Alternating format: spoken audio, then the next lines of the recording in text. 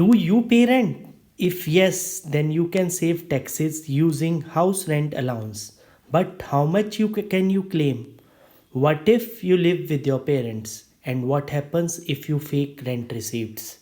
Stay tuned because I am breaking down everything about HRA in simple terms. HRA is a part of your salary that helps you save tax if you live in a rented house. Income Tax Act under Section 10 subsection 13A allows salaried employees to partially or fully exempt HRA from tax. If you do not receive HRA but pay rent, still you can claim a deduction under Section 80GG. Who is eligible for HRA? You are eligible for HRA if you receive HRA as a part of your salary and you pay rent for a residential property, but you are not the owner of the property. If living with parents, you pay them rent and claim HRA, but इस case में आपको ensure करना है कि आपके parents की income के अंदर वो HRA ऐड हो रहा है. आप HRA क्लेम नहीं कर पाओगे if you live in your own house. अगर आपने अपना सेम सिटी में कोई भी घर ओन करते हो तो आप HRA क्लेम नहीं कर सकते. How to calculate HRA? HRA exempt होता है least of the followings: actual HRA received, rent paid minus 10% of basic salary, 40-50% of basic salary, 50% if you live in a metro city, 40% if you live in a non metro city. एक example से HRA की calculation को समझते हैं. Suppose करिए basic salary जो है वो है 50,000 पर मंथ, HRA रिसीव्ड हुआ है 20,000 पर मंथ, रेंट पेड जो आपने करा है वो करा है 15,000 पर मंथ, और हम मेट्रो सिटी में रह रहे हैं.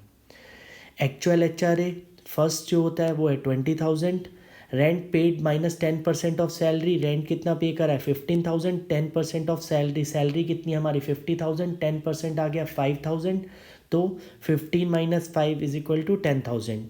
50% of salary as if we are living in metro city, 50,000 का 50% 25. लीस्ट ऑफ द फॉलोइंग कितना हो गया 10,000 पर मंथ. रिमेनिंग 10,000 क्या होगा हमारी सैलरी में ऐड हो जाएगा और वो टैक्सेबल होगा. इसको आपको मैन्युअली कैलकुलेट करने की कोई ज़रूरत नहीं है, आप ऑनलाइन HRA कैलकुलेटर कर सकते हैं. बट इस कैलकुलेशन को देख के आपको एक चीज़ ज़रूर समझ आ रही होगी, जो आप लोग 8,000 पर मंथ के हिसाब से 96,000 का HRA क्लेम कर लेते हैं वो बिल्कुल गलत है. क्योंकि सेकंड कंपोनेंट जो होता है वो होता है rent paid minus 10% of salary. तो अगर जो भी आपको सैलरी रिसीव हो रही है, जब रेंट पेड में से आप 10% ऑफ सैलरी माइनस करोगे तो वो 96,000 से लेस ही आएगा. Avoid this common mistakes, HRA mistakes. Fake rent receipts, लोग क्या है एक्चुअल में रेंट ट्रांसफ़र ही नहीं करते हैं, फेक रेंट रिसिप्ट्स देते हैं जो कि बिल्कुल गलत है. Not reporting rent paid to parents, they must report in their income. Parents को रेंट देते हैं बट पेरेंट्स क्या अपनी ITR में शो नहीं करते. आजकल TIS टैक्स इन्फॉर्मेशन समरी में जिसका आप पैन देखते हो उसमें दिखने लगा है. तो you have to compulsory show it as your rental income. Ignoring section 80GG, अगर आप HRA डिडक्शन क्लेम नहीं कर पा रहे हो किसी भी वजह से तो आप 80GG की डिडक्शन क्लेम कर लो, जो कि 65,000 पर मंथ, 60,000 एनुअली होती है. HRA क्लेम करने के लिए आपको कौन कौन से डॉक्यूमेंट्स चाहिए होते हैं? रेंट रिसीप्ट्स जो कि आप बना सकते हैं, रेंटल एग्रीमेंट जो आपके और जो भी लैंडलॉर्ड है उसके बीच में जो भी एग्रीमेंट हुआ है वो आपको संभाल के रखना होता है, बैंक स्टेटमेंट जो कि payment as a payment proof act करती है. HRA टैक्स सेविंग का एक बहुत अच्छा टूल है जो कि आप यूज़ कर सकते हैं. How you can maximise your tax saving with HRA? Understand HRA आपकी सैलरी में कंपोनेंट है भी नहीं वो समझिए, उसकी कैलकुलेशन को समझिए, और जो मिस्टेक्स हैं रेंटल रिसीप्ट्स नहीं दी, पेरेंटल इनकम में शो नहीं करी, ये सारी चीज़ें मिस्टेक्स अवॉइड करिए to avoid income tax notice. HRA can help you save thousands in taxes every year.